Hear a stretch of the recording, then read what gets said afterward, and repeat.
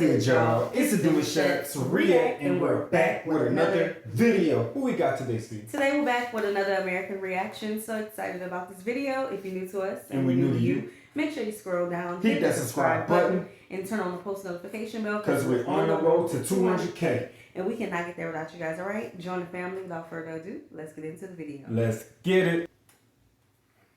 It isn't even a mystery, it's a spreadsheet. I mean, you act like migration is just about winning a spot in America, but for us, I don't know why people from Norway, Sweden. Trump shocked Scandinavians don't want to move here. I'm shocked he thinks the U.S. is an upgrade. Let her talk. Let us cook. Hold up. Aren't lining up to immigrate here. The answer isn't even a mystery. It's a spreadsheet. I mean, you act like migration is just about winning a spot in America, but for a Scandinavian, moving to the U.S. isn't an upgrade.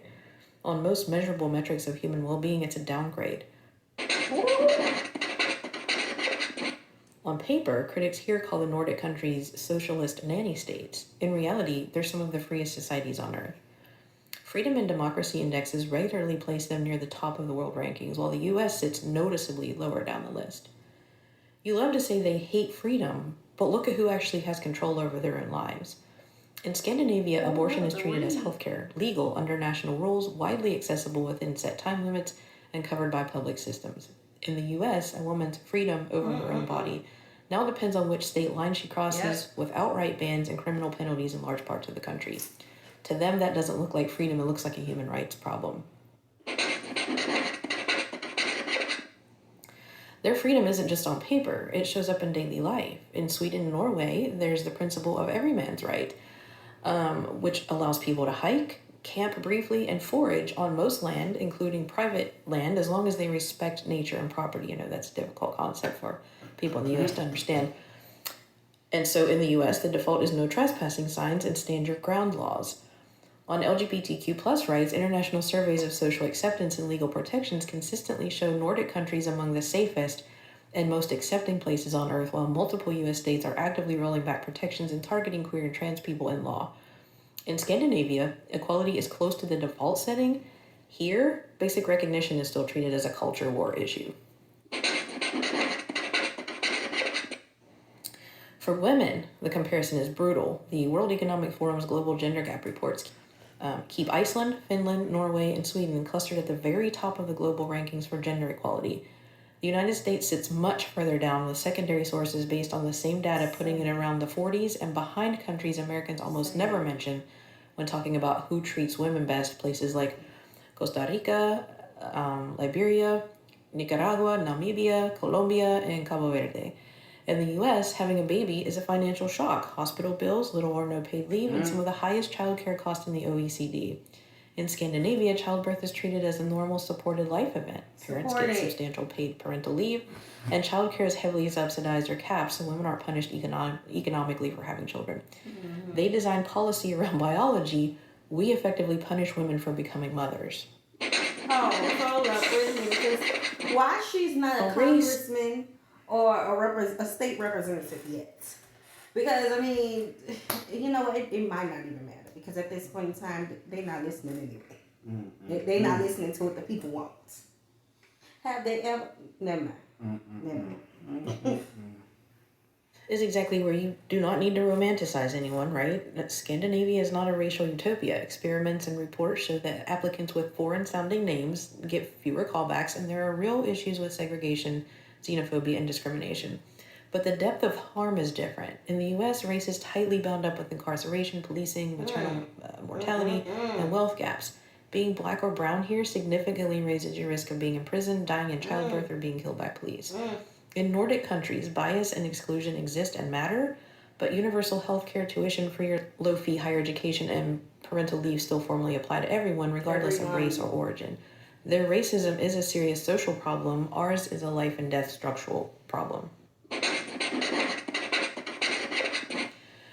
When you turn to the American dream, the numbers don't save you. Either the World Economic Forum's Global Social Mobility work ranks Denmark, Norway, and Sweden among the countries where it's easiest to move up if you're born poor, while the U.S. sits well below them, down in the 20-something range. Translation: if you want to be born low income and have a real shot at ending up safely middle class, the math says Copenhagen gives you better odds than Detroit, right? Moving abroad. On healthcare, it's even uglier. In the US, research on personal bankruptcy shows that medical bills or illnesses are central factors in a large share of filings because even insured patients face high premiums, deductibles, and out-of-pocket charges. In universal coverage systems like Norway, Sweden, and Denmark, core treatment is financed through taxes, and user fees are heavily capped or subsidized, and the explicit design goal is that using the health system should not bankrupt you, right? Why would they trade that for a system where freedom means the freedom to lose your house because you got cancer? Even if you move to wages and work, the story doesn't flip. Measured in average wages adjusted for purchasing power, the US is a high-income country, but Denmark and Sweden are also among the higher-wage OECD economies, and Sweden isn't far behind. The key difference is time, right? OECD-based data show US workers putting in roughly 1,750 to 1,800 hours a year on average, while workers in Denmark, Sweden, and Norway are down around 1,350 to 1,450 hours. That's on the order of 300 to 450 extra hours of free time per year for the typical Nordic worker, weeks of life Americans are spending at work instead of with their families are resting. And despite Americans working more and the US spending far more per person on healthcare, life expectancy here is several years lower. Recent figures put the Nordics around 82 to 83 years, while the US has slipped back into the upper 70s. In practice, it's work more, live less versus work less, live longer. So because I know this is going to show up in my comment section, let's talk about taxes. Yes, headline tax rates on income and consumption are higher in the Nordics, but Americans pay what you can honestly call private taxes, really. We pay lower income tax, then get hammered by premiums, deductibles, co-pays, out-of-pocket bills, thousands per month for childcare and years of student loan repayments. What we save in taxes often gets eaten up and more than eaten up in private bills. A Swede pays taxes to the state and in return gets guaranteed services, healthcare, schooling, parental leave, and a stronger income safety net. An American pays premiums to an insurance company for the right to keep paying a deductible later. They fund a functioning social infrastructure. We fund gatekeepers and billing departments, right? She really is cooking. The way She really is. Every topic that she has discussed, we have talked about this, talked about the history, straightened it up, showed y'all what we deal with here, shared personal testimony. Child, it's exhausting. I'm just letting her say it all because y'all don't listen to, some of y'all don't listen to what a lot of us be saying. No. They'll be like, y'all don't know what y'all talking about. Yes, we do. We live it. benefits are structured here is a scam dressed up as generosity. In the U.S., employers sell you on a total compensation package, right? We've all heard that. Health, dental, and a 401k, but those benefits are golden handcuffs. They're tied to your job, so if you get laid off or you want to start your own business, your health care and retirement security go with them. In Nordic countries, the core protections are part of social citizenship.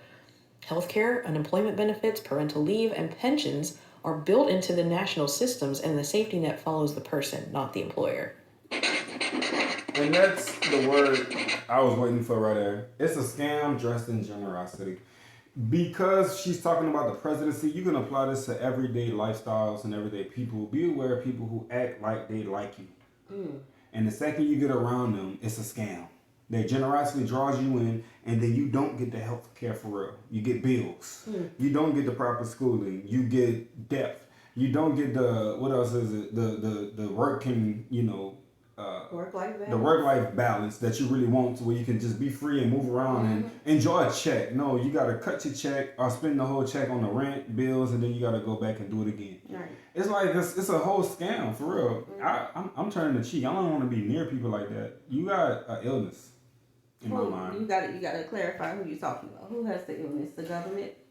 Basically. Not the people who's working the jobs trying to get ahead. No, not the people at all. I'm talking about the ones who are pretending to want you in their vicinity, pretending to want you in their space, and then when you get there, they're overly using you for their agenda, basically, their whole agenda, and then you're being tricked into a position that you don't really need to be in because it don't benefit you at the long run. It's a scam dressed in generosity. The crime narrative is another place where selective framing does a lot of work, right? It's true that Sweden has seen a real increase in gun-related gang violence and shootings compared with other Western European countries.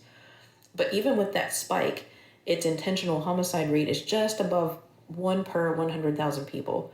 The US, by contrast, sits around 5 to 6 per 100,000, several times higher. So even in what Swedes themselves call a crime crisis, their cities, by the numbers, are still a lot safer from lethal violence than many supposedly normal American cities. Cool. Let's talk about the shithole countries, Donald. You called them that, but you left out who dug the hole. A lot of the states sending migrants north today weren't just unlucky, they were systematically exploited and destabilized by the very countries now complaining. Take Haiti. After fighting off slavery and French colonialism, Haiti was forced to pay an independence indemnity to France for decades. Historians and economists estimate that when you include lost growth and interest, that added up to tens of billions of dollars in today's money. The United States later occupied Haiti from 1915 to 1934, took control of its finances, and pushed constitutional changes that helped open land and key resources to foreign interests. And let's look at Central America. Today, you point at migrants from places like El Salvador and Guatemala and talk about failed states. In the late 20th century, the U.S. poured money, weapons, and training into brutal civil conflicts across the region, backing regimes and armed groups that committed massive human rights abuses in the name of anti-communism and corporate stability. When you help fuel civil wars, crush democratic movements, and prop up authoritarian regimes, you don't get to act surprised when people flee north. The Congo is another example. The country's first democratically elected prime minister, Patrice Lumumba, was removed and killed in 1961 in the context of Cold War meddling and Western interest in Congolese minerals. After that, Western powers tolerated long-running authoritarian rule while companies continued to extract copper, cobalt, uranium, and other resources on favorable terms. That's not random chaos. It's structured exploitation.